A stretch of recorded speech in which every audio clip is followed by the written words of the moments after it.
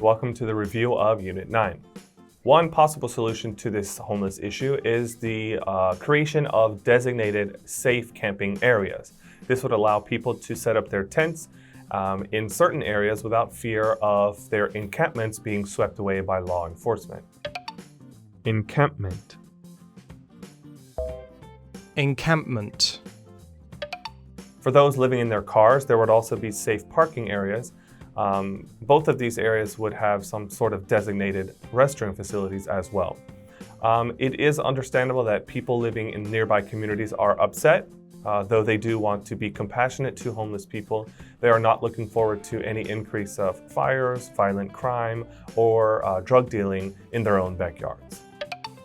In one's own backyard. In one's own backyard. The safe parking zones tend to be less problematic than tent cities. After all, if you are a car dweller, this means that you can at the very least afford to maintain a car and a driver's license. LA is a city that already has scarce parking space, and this kind of solution would only add to that problem. Not only this, but living out of your car is, like tent cities, quite unsanitary.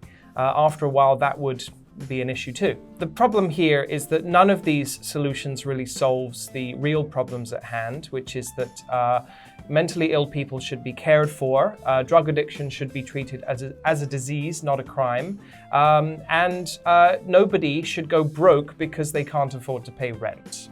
Be that as it may, at the moment, perhaps tent cities and car dwellings is the best that we can do. In your city, what % of people's income do they spend on housing? What I would say is that the vast majority of people I know tend to spend at least 50% of their income on rent, and sometimes higher than that. Rent costs in London are extraordinarily high.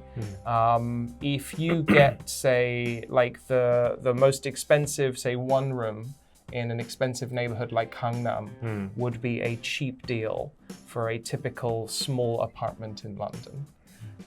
So you're spending at least 50% of your income on rent if you live in London. What about where you're from? I think it just depends. It depends on the area. In the Dallas area in Texas, the real estate price is actually pretty good. It always has been pretty stable.